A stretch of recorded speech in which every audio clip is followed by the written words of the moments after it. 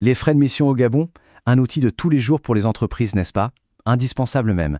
Mais attention, s'ils sont mal gérés, ils peuvent vite virer au cauchemar fiscal et social. Alors, comment s'y retrouver dans ce dédale? C'est ce que nous allons voir ensemble. Voilà la question qu'il faut se poser. Simple voyage d'affaires ou véritable piège fiscal? Parce que oui, ces frais sont une nécessité. Mais la moindre petite erreur de gestion et hop, la facture peut devenir très très salée. Et pas seulement pour l'entreprise, pour le salarié aussi. Pour bien commencer, mettons les choses au clair. De quoi parle-t-on exactement? La clé, c'est de bien saisir la frontière, parfois très mince, entre un simple remboursement de dépenses et ce qui pourrait être vu comme un salaire déguisé. Et cette distinction, elle est absolument fondamentale. Bon, concrètement, les frais de mission, c'est quoi? Eh bien, ce sont toutes les dépenses qu'un collaborateur va avancer pour son travail lors d'un déplacement. Pensez transport, hôtel, repas. Le point essentiel à retenir, c'est que le but est de rembourser une dépense, de compenser un coût. Ce n'est en aucun cas pour enrichir la personne, ce n'est pas un bonus. D'accord, et comment l'entreprise rembourse? Grosso modo, il y a deux écoles. La première, c'est le remboursement au réel. Là, la règle est simple, pas de justificatif, pas de remboursement. Chaque ticket, chaque facture compte. La deuxième option, c'est l'indemnité forfaitaire, une somme fixe. Mais attention, pour que ça reste exonéré, il faut impérativement rester sous les plafonds fixés par l'administration. Sinon, bonjour les problèmes. Et qui est concerné par tout ça au juste? Eh bien, à peu près tout le monde qui se déplace pour le travail. Que ce soit un technicien sur un chantier, un commercial, un cadre ou même un dirigeant, ça vaut aussi pour les agents du secteur public. La seule et unique condition, le point non négociable, c'est que le voyage serve l'intérêt direct et démontrable de l'organisation. Mais d'où viennent toutes ces règles? En fait, il ne s'agit pas d'un seul texte de loi. C'est un peu plus complexe. Il faut jongler avec un cadre juridique qui repose sur ce qu'on pourrait appeler trois grands piliers.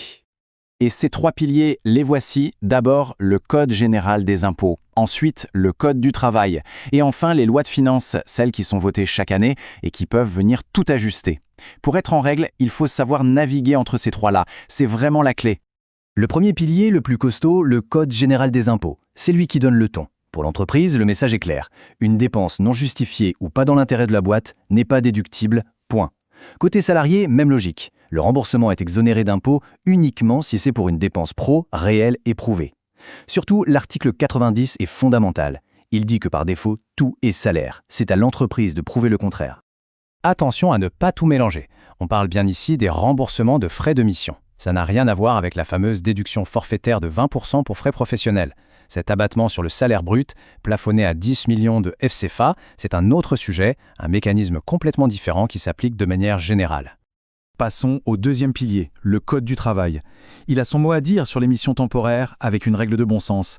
Si l'entreprise fournit directement le gîte et le couvert, si elle paie l'hôtel et le restaurant, alors elle n'a pas à verser une indemnité en plus. Logique, non? On ne va pas payer deux fois pour la même chose. Et on arrive au troisième pilier. Celui-là, c'est le pilier mouvant. Chaque année, la loi de finances peut venir rebattre les cartes, changer un seuil, ajouter une condition, et l'administration fiscale publie régulièrement des clarifications. Bref, c'est un domaine où il faut rester constamment en alerte. Bon, toute cette rigueur, c'est parce que si on se trompe, les conséquences peuvent être catastrophiques. Voyons un peu le prix à payer quand on ne respecte pas les règles. Pour l'entreprise d'abord, le risque est direct et il tape au portefeuille. En cas de contrôle, si les frais sont jugés non conformes, ils sont réintégrés dans le bénéfice imposable. Résultat, un redressement fiscal, avec en prime des pénalités de retard. L'addition grimpe très, très vite. Et le salarié n'est pas épargné. Une indemnité jugée excessive ou sans justificatif, l'administration fiscale va la requalifier en salaire.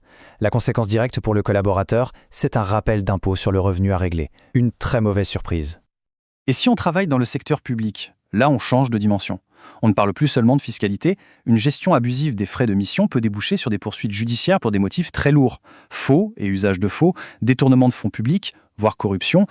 Donc pour résumer le tableau des sanctions, sur le plan fiscal, c'est le redressement. Sur le plan social, un rappel de cotisation. Et sur le plan juridique, surtout dans le public, ça peut aller jusqu'au pénal. L'impact est donc à la fois large et très sévère. D'accord, le portrait est un peu effrayant. Mais la bonne nouvelle, c'est qu'on peut parfaitement éviter tout ça. Il existe une méthode, une sorte de recette, pour mettre en place un système de gestion des dépenses qui soit blindé. Ça tient en 5 étapes logiques. Alors, comment on fait? Étape 1. Un ordre de mission officiel avant de partir. Étape 2. Une avance sur frais, si besoin, bien suivie en compta. Étape 3. Pendant la mission, c'est la chasse aux justificatifs. On garde tout.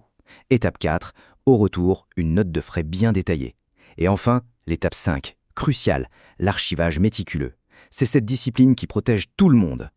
Maintenant, pour orchestrer tout ce processus, il y a une personne qui est vraiment au cœur du réacteur. C'est un peu le gardien du temple de la conformité, l'expert comptable. Son rôle va bien au-delà des chiffres. Il aide à bâtir la procédure interne, il s'assure que la compta est nickel, il garantit la conformité fiscale et surtout il prépare l'entreprise à faire face à un contrôle en toute sérénité. C'est un partenaire stratégique indispensable.